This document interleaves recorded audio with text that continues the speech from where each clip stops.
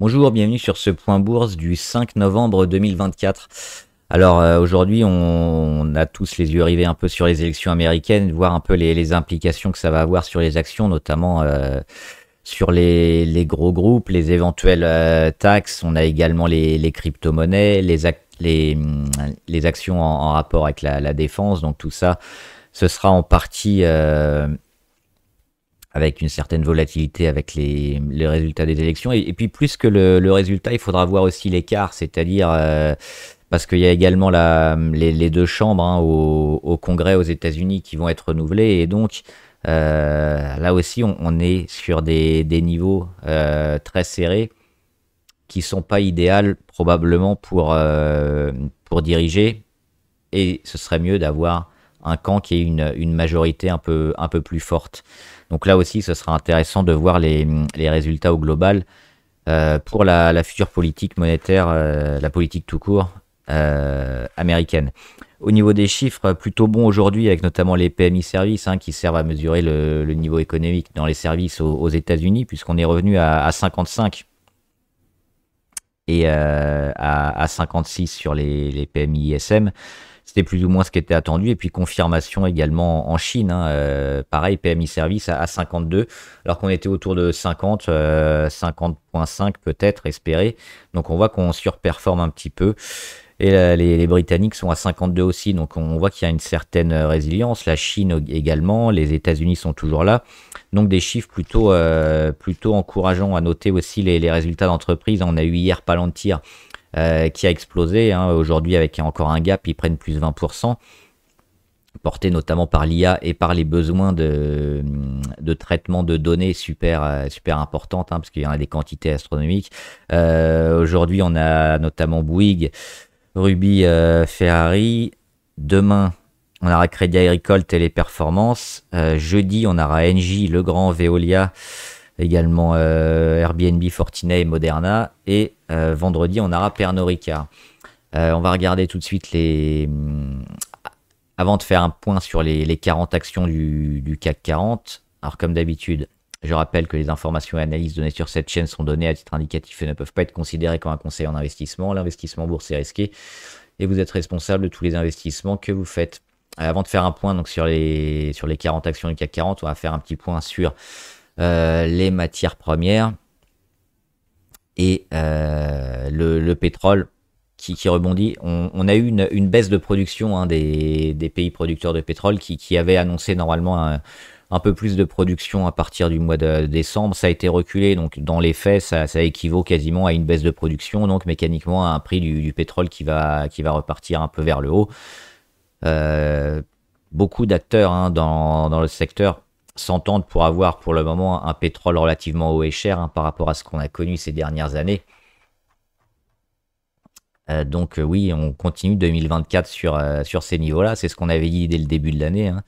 Le range en 2024. Et puis après, voir 2025, est-ce que la croissance va revenir et va porter un peu la demande et peut-être les prix, ou alors on va avoir une chute.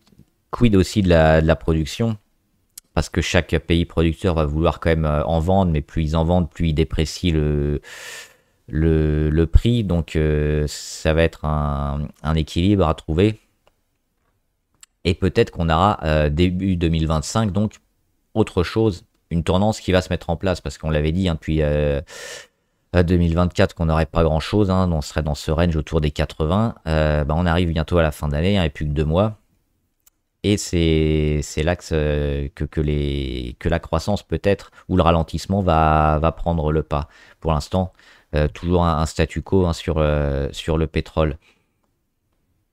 On regarde aussi les métaux qui nous semblent plutôt prometteurs. Le palladium qui a fait, alors qui est pas loin d'être allé trouver sa résistance ici, sur les 1286, qui revient finalement sur des niveaux, hein, sur des niveaux plus ou moins attendus. Donc la réaction, elle peut se faire. Alors on a déjà un petit chandelier vert aujourd'hui, mais elle devrait se faire hein, et se confirmer ces prochains jours. Donc si on veut rentrer sur le palladium, on est plutôt dans une zone intéressante ici. toujours pour jouer le moyen long terme. On le voit, hein, le retournement ici, toutes les moyennes qui sont à la hausse, et puis la demande à la fois dans le secteur auto, mais un peu dans d'autres secteurs aussi, qui pousse le palladium, qui avait déjà un prix quand même largement sous-évalué par rapport aux dernières années. Donc le palladium est amené probablement à remonter, hein, ces prochains mois, et en 2025 probablement beaucoup plus haut que les 1300, certainement. On a également le platine, c'est la même chose. Alors lui aussi, il a subi un petit pullback, mais on est toujours dans cette phase de construction et de retournement. On peut même voir un canal haussier, hein, sur le platine, après le travail notamment qu'on avait vu ici au mois d'avril. Donc toujours haussier aussi sur le platine, et puis à court terme, c'est plutôt intéressant de rentrer sur ces niveaux-là. Et enfin l'or, toujours haussier également, sur l'or, avec beaucoup d'États qui continuent, hein, d'acheter de l'or notamment, plutôt que des monnaies et de la dette finalement étrangère, hein. L'or, c'est toujours plutôt intéressant. Et on n'a pas de gros signes de prise de bénéfices et de vente pour le moment. Donc à ce stade, l'or reste toujours haussier. On surveillera éventuellement ce support-là ou ce support-là entre les 2685 et les 2622, qui pourrait éventuellement servir de rebond ou de cassure à la baisse, si on y revient. Donc ce sera des niveaux clés, je pense. Et l'argent qui est parti, hein, a priori, avec ce double échec sur les 32,5. On a cassé le 17 octobre, on revient dessus. Là aussi, plutôt un moment favorable pour acheter de l'argent, parce qu'on a eu la cassure, on a eu le petit pullback, on revient sur support. Là, on voit qu'on est déjà en train de le retravailler. Même si on le casse très légèrement, hein, s'il n'y a pas de séquence baissière qui s'enclenche, ce sera acheté, et puis les 32,5 qui tiennent, c'est largement positif, hein, sur l'argent. Une dernière chose, je suis rentré également aujourd'hui sur 2 CRSI, donc on l'avait dit ces derniers jours, c'est une action à surveiller qui est en train de confirmer, donc plutôt favorable. J'ai pris une position sur 2 CRSI. Maintenant, les 40 actions du CAC avec accord à court terme, évidemment, le double échec sur les 42, 45, c'est plutôt moyen, mais il y a des choses positives, notamment ici, cette mèche basse qui est plutôt largement favorable, et puis le fait de pas perdre beaucoup, et puis tous les jours, hein, on est plutôt en train de se maintenir, donc on ne rend presque rien, on se maintient en embuscade, on attend peut-être un peu déclic. Au niveau indicateur, on est peut-être un peu haut, c'est pour ça qu'on n'irait pas, probablement vers un achat immédiat, mais dans quelques jours, oui, peut-être, hein, parce que ça reste largement haussier. Le bon prix, il est autour des 40 actuellement, on l'a eu avec la mèche. Sinon, attendre une confirmation pour des nouveaux plus hauts sur Accor. Air Liquide. Moi, je trouve que c'est plutôt bon, Air Liquide. Alors oui, elle a fait un petit gap baissier. Derrière, on est en train de travailler. Alors, le scénario, on va dire, moyen ou négatif, ce serait de se retrouver ici, sur les 159, les 160 environ.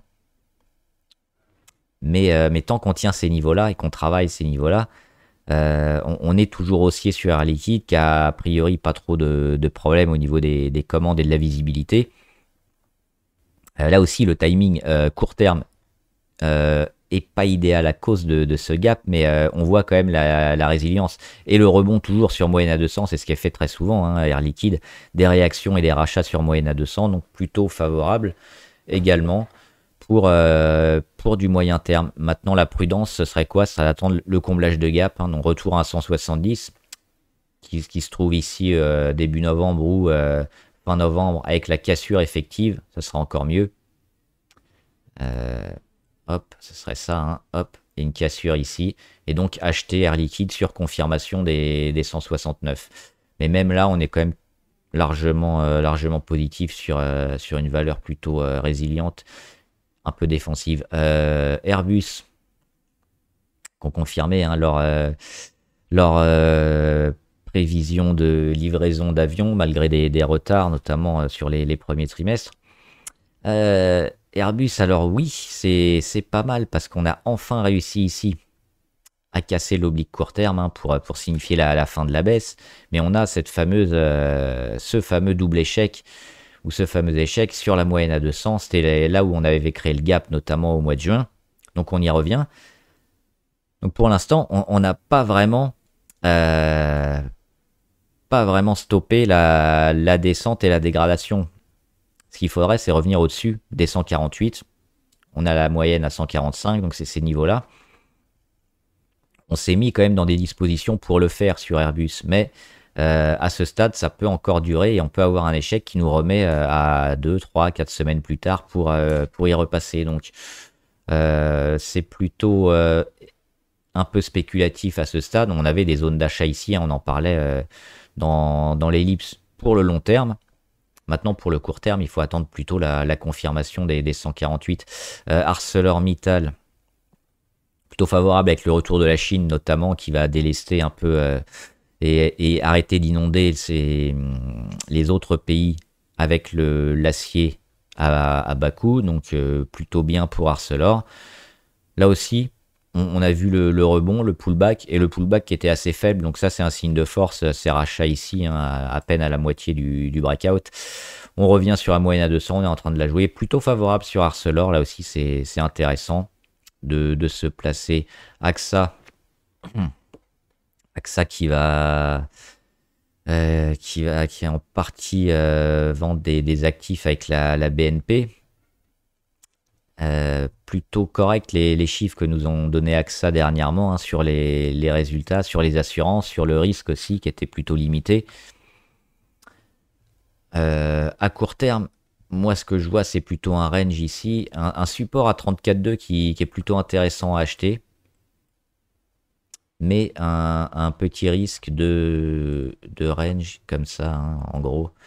Donc vous savez ce qu'on fait dans un range, on achète le bas, on vend le haut, et puis si on casse le haut, on continue. Donc c'est-à-dire que quand on vient taper un peu les 36, 6, c'est utile de mettre des stops un peu plus bas, parce que sinon on va tout reperdre, mais sinon on se garde la possibilité de continuer. Donc là aussi, AXA plutôt favorable pour le long terme, et un achat à court terme sur support BNP Paribas. La bancaire qui était un peu trop vendu sur résultat, qui était plutôt correct. Alors la baisse des taux, ça va diminuer une partie de leur marge, notamment sur les prêts, mais les prêts ils vont être plus nombreux aussi, donc de l'un dans l'autre, ça devrait quand même pas trop être pénalisant. Et puis les chiffres des bancaires, et notamment les crédits à la consommation qui sont en train de revenir. Et plus tard, peut-être un crédit à l'immobilier qui a atteint déjà, je pense, son plus bas un peu partout. Donc oui, plutôt favorable aussi sur la plupart des bancaires. Il y a le Crédit Agricole dans la semaine qui donnera ses résultats, mais là, ça reste intéressant. Et là, même avec le gap baissier, on voit la réaction toujours sur moyenne à 200. Donc on va dire que c'est plutôt neutre techniquement, mais les fondamentaux sont plus que corrects. Et la visibilité est toujours intéressante sur la BNP Bouygues qui a donné ses résultats. Alors aujourd'hui, je crois, à moins que ce soit après bourse, mais je crois que c'est déjà été donné. Moyen, alors la chose positive, c'est qu'on revient au-dessus des 30, hein, qui est un niveau clé qu'on avait déjà bien cassé. Mais chandelier rouge, on mèche un peu dessus. Ça reste un peu tendre. Alors les chiffres ont été quand même plutôt corrects sur Bouygues, je crois. Mais c'est pas rassurant. C'est pas rassurant. La force, elle est pas là non plus, parce que le rebond, il est pas fort, il est pas franc. La tendance, elle est en train de s'inverser. On est en train quand même de dégrader. Donc, ça reste un pari à ce stade et c'est plutôt spéculatif. Donc, j'éviterais, moi, de me placer sur Bouygues. Capgemini. Capgemini, alors, on va nettoyer un peu. La visibilité moyenne, la tech en Europe a beaucoup de mal à concurrencer la tech américaine notamment. Le seul point positif, c'est le retour ici sur support autour des 155, où on peut peut-être valoriser mieux la valeur, mais c'est largement vendu. Faut oublier, je pense, Capgemini, on l'avait dit ici, à cassure des 179, ça allait être compliqué. Donc derrière, il y aura peut-être un rebond technique qui va faire 2, 5, 10%, mais après, il y aura une chance de continuer la tendance baissière. Je pense qu'il faudra y revenir dans plusieurs semaines ou plusieurs mois. Carrefour. Carrefour. Parce qu'ils ont donné leurs résultats, Carrefour. Moyen. Moi, je préfère les voir en long, comme ça, Carrefour, en dézoomant un peu, pour voir un peu, justement, c'est plus haut, de plus en plus bas, mais qu'on n'arrive pas à casser. Donc, on n'a pas véritablement un signal. Et puis, ce double échec ici sur les... Et ce triple, même, échec sur les 15,7. Ça me semble un peu tôt hein, sur Carrefour, même s'ils ont... alors, je crois que c'est au Brésil, ça marche plutôt bien. L'Argentine, c'était un peu moins bien à cause du peso, ce qui avait été dévalué, mais dans l'ensemble, ça reste moyen, je pense. Il faut attendre une confirmation sur... alors, on a quand même quelques volumes, ça c'est intéressant par rapport à ce qui s'était fait. Alors, c'est pas énorme, mais on voit qu'on y revient un peu. C'est trop tôt, je pense. Il faudra attendre quelque chose de franc, une cassure par là autour des 16, 16,5, ou à la rigueur revenir sous les 14. Ça serait compliqué, mais là, on est entre deux, plutôt de l'observation. Crédit Agricole qui vont donner leurs résultats, plutôt favorables, hein. Largement haussier, on le voit. On n'a pas eu encore ce double échec sur les 15,10, ça pourrait venir sur les résultats dans la semaine. Mais là, on voit une petite congestion dont on pourrait sortir, et puis la force de cette sortie, ça pourrait nous indiquer aussi le sens à venir de Crédit Agricole, donc à surveiller. Danone, toujours plutôt positif. Leur plan, notamment pour les produits à haute marge, était plutôt très bien pensé. Ça devrait leur rapporter de l'argent. Le secteur un peu maintenant défensif et les rotations sectorielles, je pense qu'ils sont pas... C'est un peu derrière nous, donc... oui, sur Danone, ça reste favorable. Maintenant, le timing, on a perdu quand même une grosse partie. Hein, si on n'était pas rentré, moi j'étais rentré, je sais plus, j'étais rentré cet été, je crois. J'ai vendu depuis. Mais pour le long terme, je pense que ça reste tout à fait correct. Éventuellement des renforts, hein, des renforcements sur les 63, 64, ça peut s'entendre. Je pense qu'à long terme, il y a aussi des belles choses à venir sur Danone. Maintenant, à court terme, il n'y a pas trop ici, on le voit, on est sur les plus hauts, il n'y a pas trop d'achat idéal hein, sur Danone. Donc c'est plutôt pour jouer une temporalité un peu plus longue d'assaut système. C'est très moyen. On l'avait dit, double échec ici sur la moyenne à 200. Derrière, elle n'a jamais performé. On a eu le rebond technique sur les 36,7, 36,8 et c'est un échec. Donc non. Et puis on revient un peu, on avait peut-être une tendance ici finalement qui n'a pas été validée par le marché. On revient sur le support à 31,8 qu'on a cassé. On est à 31,5. Donc on est encore en train de dégrader la tendance hein, sur Dassault Systèmes. Donc non, non, non et non. Edenred, non aussi avec des problèmes notamment juridiques en Italie pour des fraudes. Le marché l'a complètement abandonné. Il ne faut pas aller contre le marché quand c'est comme ça. On met gap baissier sur gap baissier, il n'y a rien à faire. On attendra hein, plusieurs mois probablement pour se réintéresser à la valeur. Ça reste spéculatif. Alors il y aura toujours des rebonds techniques intéressants à jouer, mais c'est relativement risqué. Et peut-être pas super rémunérateur sur la durée si on fait ce genre de trade, hein, de trader ce genre de graphe là, c'est pas terrible. Engie, plutôt correct Engie. Moi je lui préfère Iberdrola notamment hein, en Espagne. Alors on va faire quand même Engie. Ça reste neutre. Hein. On voit qu'elle avait un gros canal haussier dont elle est sortie dernièrement et puis derrière elle a du mal à réenclencher. Et le coût de l'électricité qui a baissé aussi un petit peu, ça ne l'aide pas. Elle a des concurrents justement comme Iberdrola qui performent un peu mieux. Donc c'est pas forcément la principale et la plus intéressante. C'est pour ça je pense que le marché l'achète pas. Ça reste une valeur intéressante, mais le timing actuellement ne joue pas en faveur d'Engie. Donc plutôt en mode observation aussi. Retrouver peut-être une valeur un peu décotée, un peu basse hein, sur les 14,5, ça pourrait être pas mal, parce que ça reste plutôt bien orienté aussi, mais là le timing me semble pas trop idéal sur Engie. Et graphiquement, oui, techniquement, il y a pas grand chose. Hein. On est plutôt aussi dans de la neutralité. Essilor, toujours favorable hein, sur Essilor. Là aussi, c'est l'action un peu défensive long terme par excellence, un peu comme Air Liquide. Donc, on n'achète pas pour faire du trading ou pour faire une semaine, c'est plutôt en mois ou en année.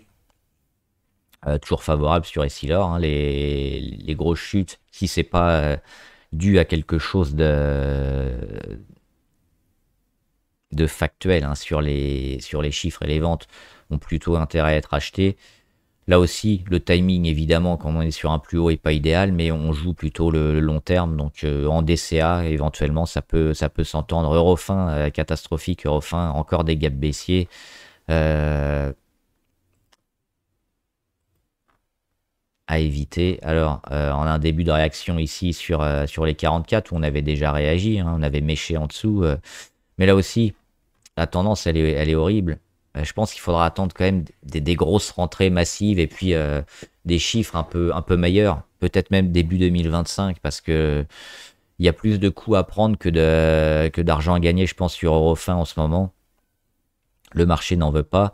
Alors oui, volatile, donc éventuellement rémunérateur, mais assez compliqué. Plutôt éviter quand même ce genre d'action hein, largement baissière.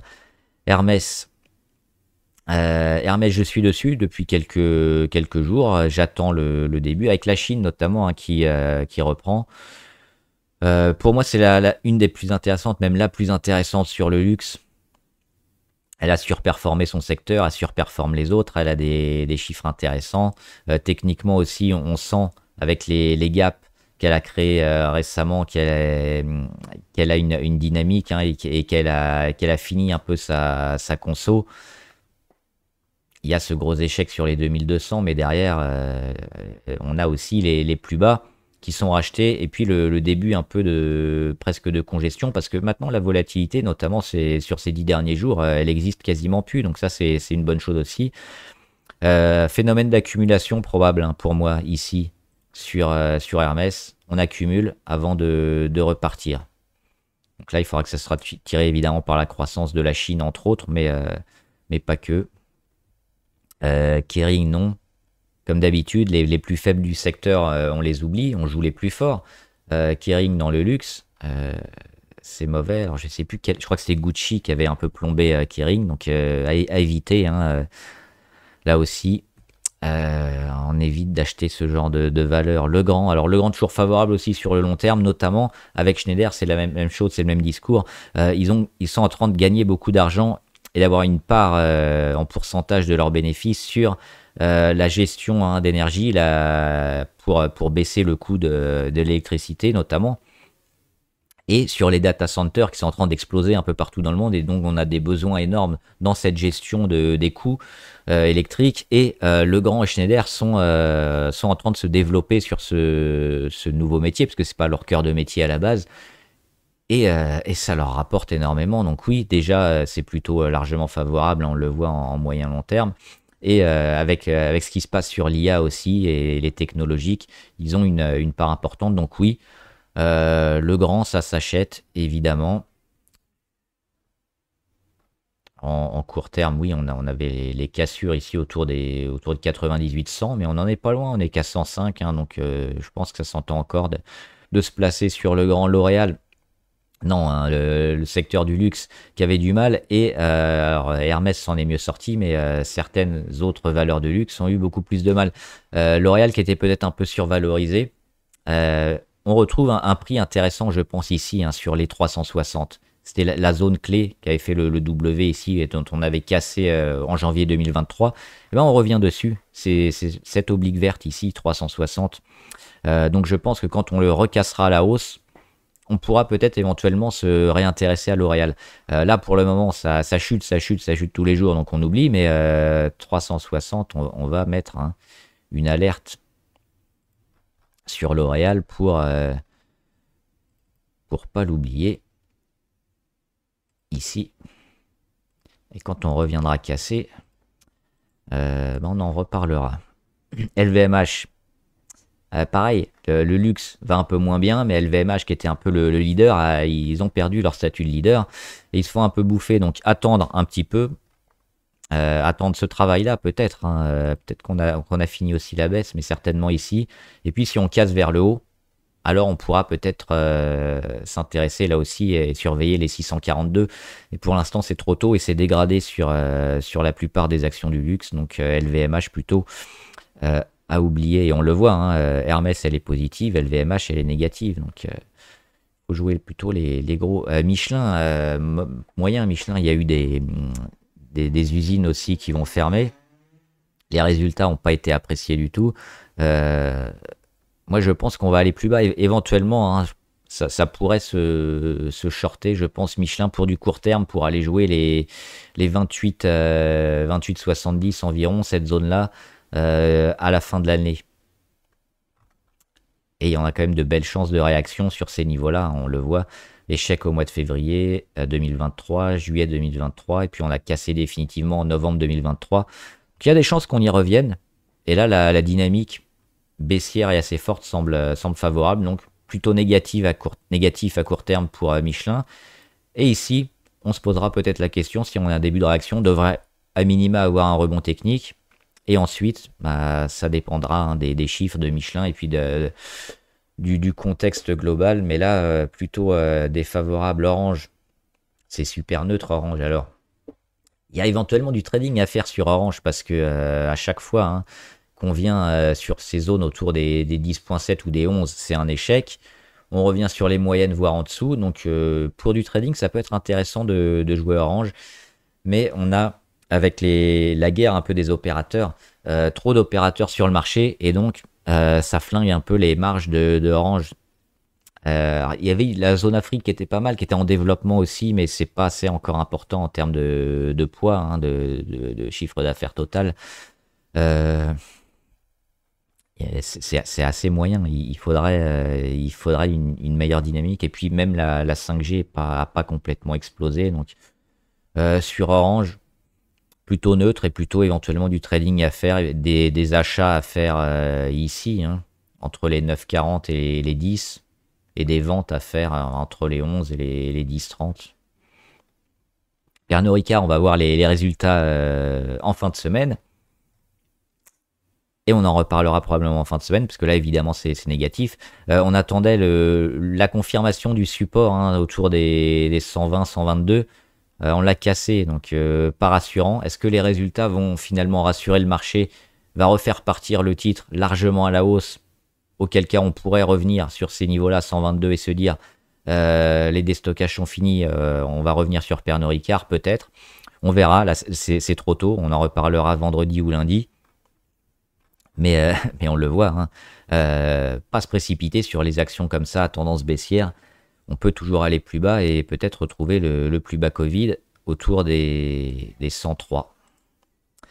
Publicis, plutôt largement favorable aussi sur Publicis. On est un peu rentré dans un range. Les rachats sur moyenne à 200, ça aussi c'est plutôt intéressant, hein. Ici, ici, ici, ici. Donc août, septembre, octobre, novembre, on rachète. On n'arrive pas trop à percer.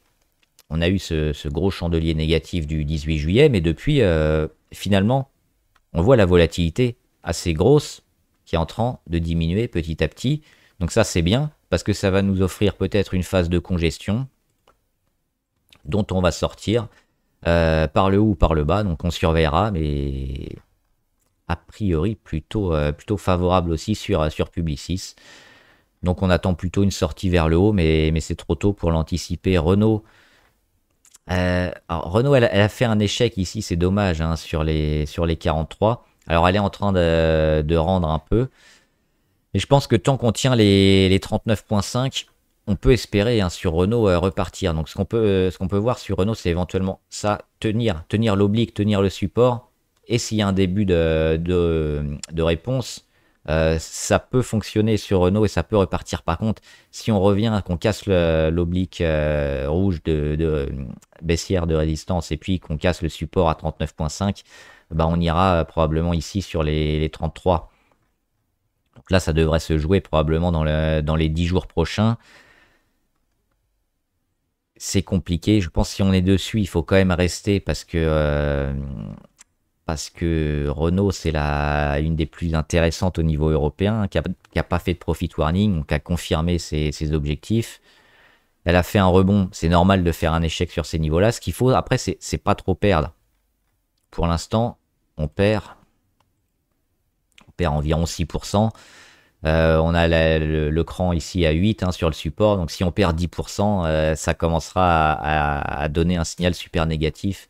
Et donc plutôt à éviter Safran. Safran, on est sur une zone qui pourrait lâcher. Hein, donc plutôt intéressante, puisqu'on avait fait déjà un double échec. Mais derrière, on ne rend pas trop, on repart. Donc ça, c'est positif. Hein, il y a des chances de venir la casser ici. Donc plutôt à acheter si on a la confirmation des 217 et plus. Saint-Gobain, la construction aussi qui revient, la chimie de spécialité qui est favorable. Donc plutôt à acheter également sur Saint-Gobain. Et le support à 80.5 qui tient. Sanofi, elle est en consolidation, donc il faut attendre. Hein, Sanofi, on a éventuellement même ici une zone à racheter sur les 92. Pour l'instant, ça consolide. Schneider Electric, c'est la même chose que Legrand, plutôt largement positif hein, pour les mêmes données, notamment les data centers et la gestion électrique. Société Générale, elle a fait le gros gap, on avait dit que ça s'achetait. Derrière, on est allé chercher la résistance, forcément échec.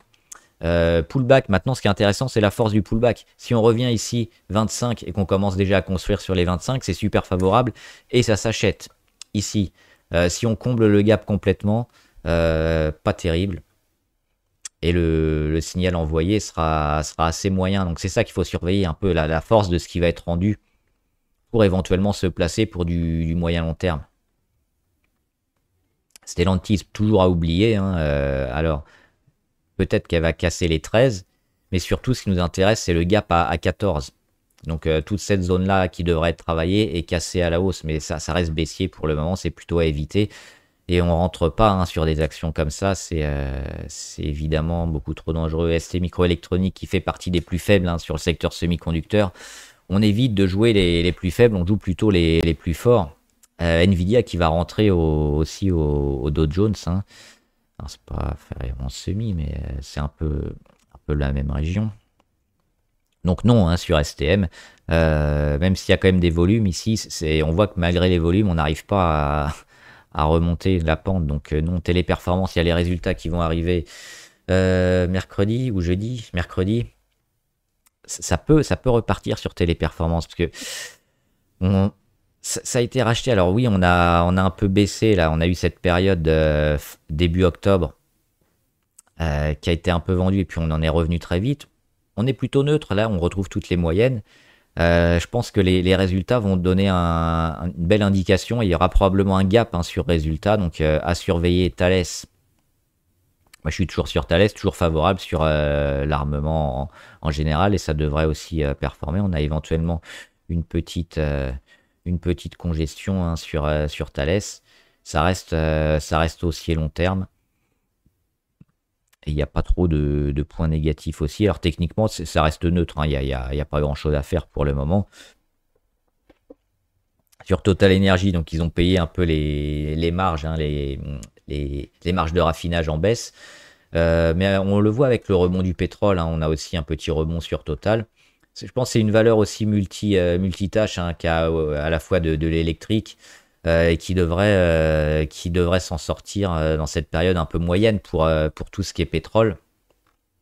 Alors elle a baissé quand même, mais on est déjà sur une baisse qui date depuis le mois d'avril, donc plutôt un achat à faire pour le moyen long terme sur Total. Ce qu'il faudra garder quand même, c'est les 55. Si on vient casser les 55, on aurait peut-être des problèmes au niveau de la demande globale, ce serait un peu inquiétant.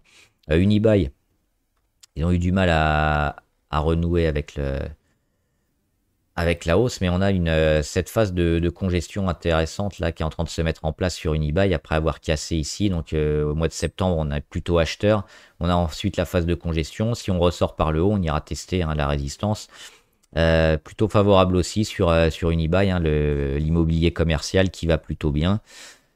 Veolia, plutôt neutre.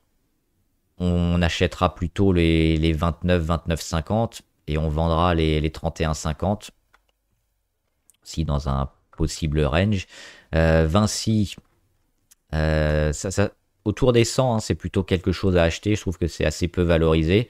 Et puis le jour où on recasse cette oblique-là, on validera certainement la sortie vers le haut. Pour moi, c'est pas cher, hein, Vinci à 100 euros, ça vaut le coup. Alors, on est dans une période un peu de consolidation.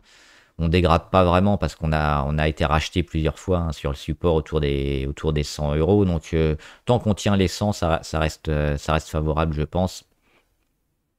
Et on devrait encore construire comme ça pendant pas mal de mois.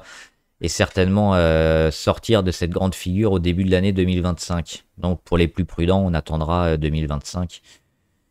Sinon, les 100. Et puis, Vivendi, hein, on l'a dit, la scission qui arrive en décembre, qu'est-ce que ça va donner? Pour le moment, y a eu des actionnaires minoritaires aussi qui étaient un peu contre cette scission pour différentes places boursières. Donc, ça a pris un petit coup dans le museau. Éventuellement, sur rebond, ça pourrait être intéressant, hein, sur les 9 points, 9.2. Ça pourrait s'acheter. Mais là, pour l'instant, à court terme, c'est baissier, donc plutôt éviter. Voilà, j'espère que la vidéo vous a aidé. N'hésitez pas à me dire en commentaire ce que vous en pensez. Les questions, si vous en avez, j'y répondrai. Bon trade, à plus.